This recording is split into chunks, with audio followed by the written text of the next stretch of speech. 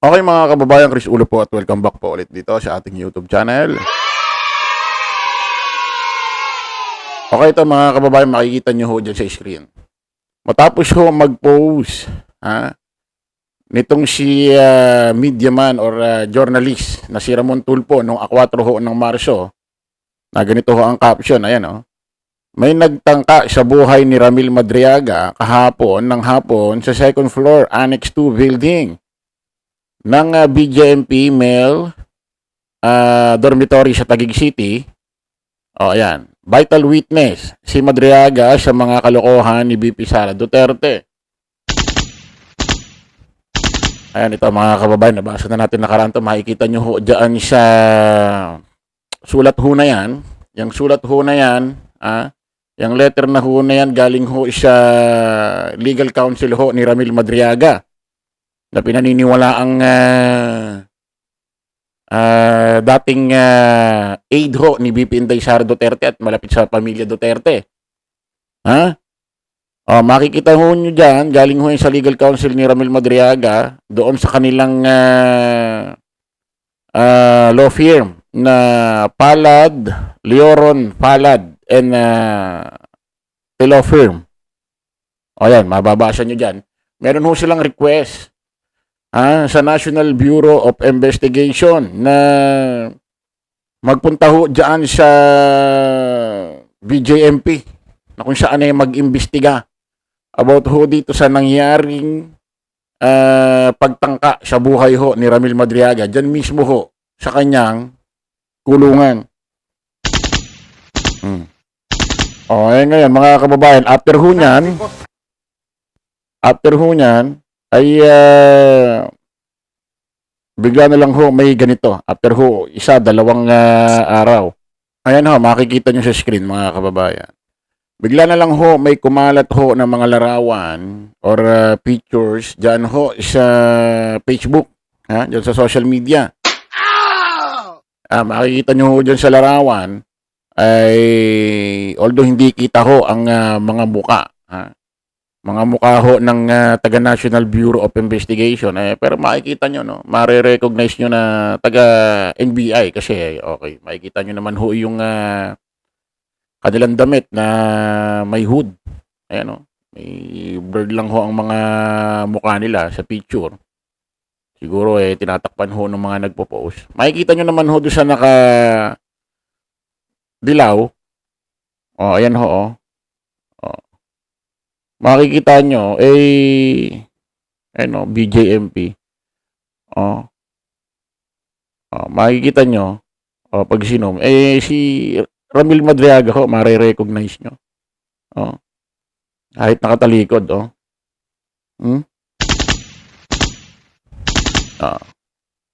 Ayan ho. Matapos ho yung post ho ni journalist Ramon Tulfo, at pinakita niya ho yung request ho ng legal counsel ho ni Ramil Madriaga na yung NBI magpunta sa BJMP, ay lumabas na ho ang mga ganitong picture. Ay siguradong NBI nagpunta sa sa BJMP kasi tingnan niyo yung damit ho ni Ramil Madriaga. Ang harap BJMP, sa likod PDL.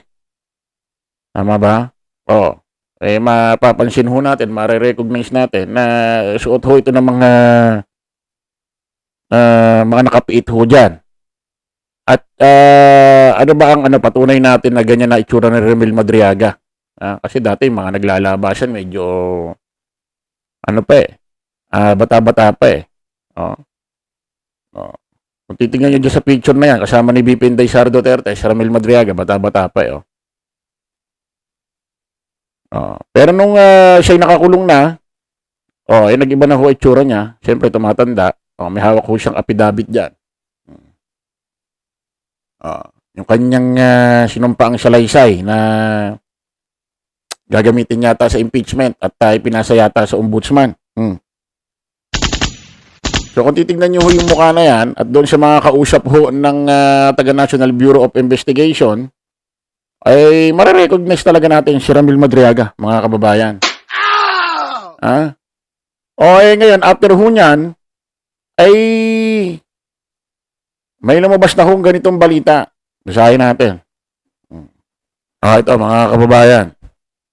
Pagtitiyak sa kaligtasan ni Ramil Madriaga, hinihiling ni Akbayan Party List Representative Chel Diokno. O, kilala nyo naman to si Chel Diokno. Kaibigan din ho ito ni Ma'am Laila de Lima. Ni Representative Laila de Lima. Sa House Committee on Justice na kunin ang kustidiya sa umano'y dating aide at bagman ni Vice President Sara Duterte na si Ramil Madriaga. Paraan daw ito para matiyak ang kaligtasan ni Ramil Madriaga habang gumugulong ang mga pagdinig sa impeachment complaint laban kay VP Sara Duterte. May I also move that the custody of Mr. Ramil Lagunoy Madriaga, who appears to be a material witness in the impeachment proceeding against Vice President Sara Duterte, be transferred to the Committee on Justice to ensure his safety and availability to testify before the committee at the proper time. Saad ni Diokno sa kanyang sulat kay Committee on Justice Chairperson Herbil Luistro.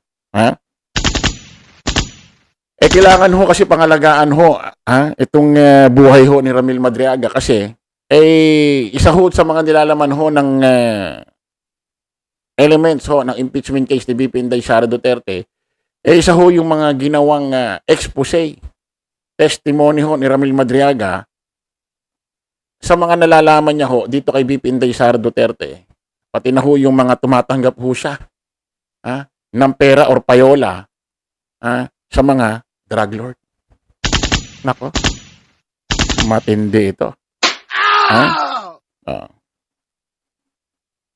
Ngayon mga kababayan, tinatanggi ho ito ni VP Inday Sara Duterte na kaibigan niya ito si kaibigan or kakilala or isa or naging aide niya itong si Ramil Madriaga. May mga kumakalat hong picture. May mga kumakalat din hong mga video na kung saan hinahanap niya si Ramil Madriaga.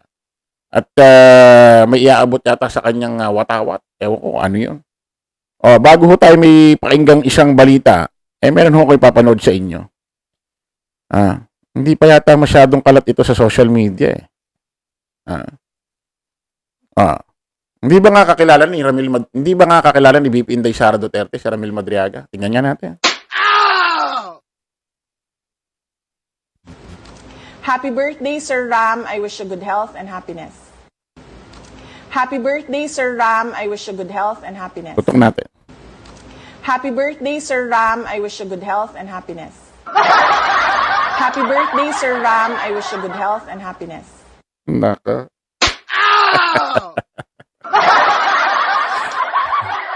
Medyo mabigat ito Medyo mahirap ho ito. Pasinungalingan ito na hindi niya kakilala si Ramil Madriaga. Binabati pa ng birthday. At kung titignan nyo, iba pa itsura ho doon ni VP Inday Sara Duterte. Mukhang hindi pa siya vice president dito. May request pa siya maging good health daw si Ramil Madriaga. Pakinggan natin to mga kababayan. Committee on Justice si Ramil Madriaga, ang nagpakilalang dating aide at umano'y bagman ni Vice President Sara Duterte. Dahil gumugulong na ang impeachment proceedings laban kay VP Sara, proteksyon para sa kanya umanong bagman na si Ramil Madriaga ang hiling ng ilang kongresista. Dapat daw siyang ilipat sa Kamara para masigurong makapagtestigo laban sa pangalawang Pangulo. Yan ang agenda report ni Joan Manalo. Isipin nyo mga kababayan, pag nag-testify or tumistigo, humarap itong si Ramil Madriaga sa impeachment. Siyempre, nandun si VP Inday Sara Duterte. Nako po, Sus Mariosep.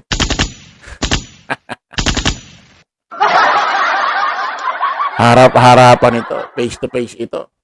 At hindi natin masisiguro kung talagang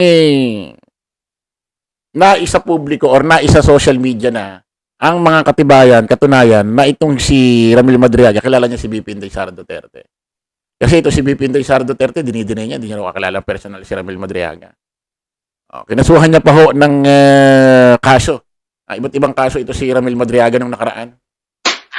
Pero hindi natin sigurado kung ano pa ang mga katibayan. Baka meron ho silang pang tinatago na magpapatunay talagang magkakilala itong dalawang ito. Pero ilalabas na lang ho nila sa oras ho ng pagdinig ng impeachment. Nako, tuloy natin. Hiniling ni Akbayan Party List Representative Chel Jokno na ipasailalim sa kustudiya ng House Committee on Justice si Ramil Madriaga, ang nagpakilalang dating aide at umano'y bagman ni Vice President Sara Duterte. Isa raw si Madriaga sa mga tetestigo sa isasagawang impeachment proceedings laban sa bise.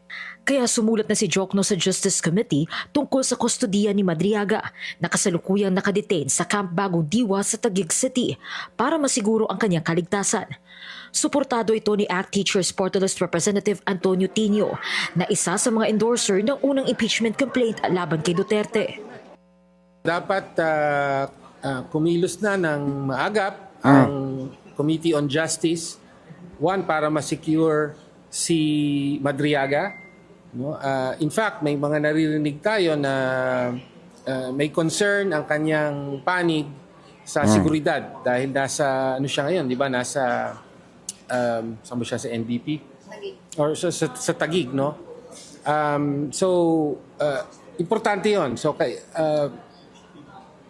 panawagan natin, hopefully, that the Committee on Justice will act soon, no, to secure Madriaga at yung iba pang mga ebidensya na pwede nang magamit in the impeachment trial. In the impeachment proceedings. Mahalaga rin para kay Tinio ang magiging bahagi ng testimonya ni Madriaga dahil marami anya ang maaaring itanong sa kanya. Kabilang sina ML Party List Representative Laila De Lima, Akbayan Representative Percy Sendanya at Dinagat Islands Representative Kaka Bag-aw sa mga pumirma ng request ni Jokno. Bukas naman ang kampo ni VP Sara na ilipat ang kustudiya ni Madriaga sa Kamara, ayon sa legal counsel nitong si Attorney Paulo Panelo. Giit ni Panelo, gusto nilang manatiling buhay si Madriaga para makapagtestigo ito at maibunyag niya mismo na isa siyang manlilinlang. Bukod sa paglilipat ng kustudiya ni Madriaga, hiniling din ni Diokno mula sa Justice Committee ang agarang Yan yung matindi rin, may mga ganong aktingan no? Kampo ni BP Inday Sara Duterte, BP Sara, gustong si Ramil Madriaga malipat din talaga sa custody ng House.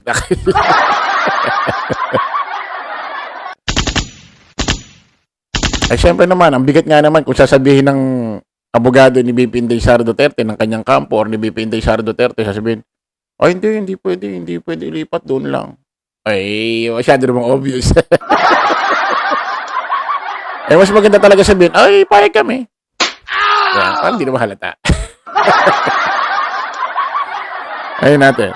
pagkuha ng kopya ng mga dokumentong makatutulong sa komite para suriin ang mga ebidensya sa impeachment at malaman kung may sapat pang batayan para rito. Kabilang sa mga pinahihingi ni Diokno ang certified true copies ng SAL ni VP Sara para sa mga taong 2007 to 2013, 2016 to 2022 at 2022 to 2025.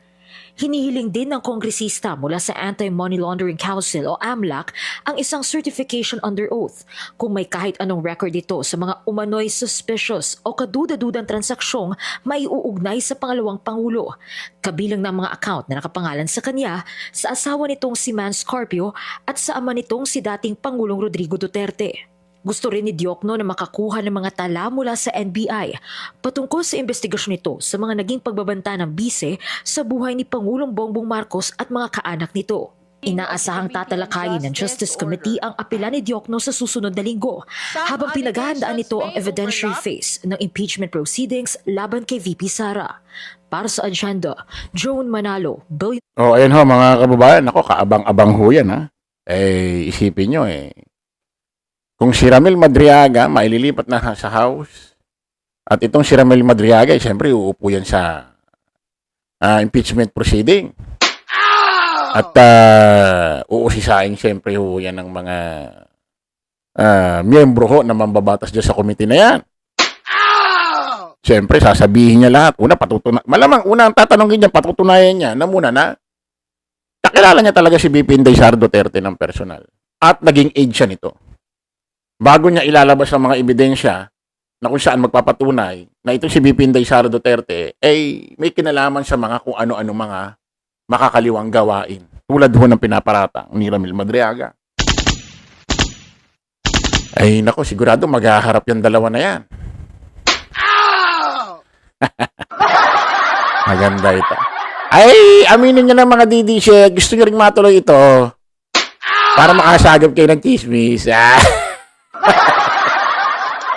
Aminin nyo na deep inside, gusto nyo rin matuloy para makamarites tayong lahat. Ay, ayaw nyo pang aminin eh. Okay, kita-kita ulit tayo sa panibagong vlog. Bye-bye po.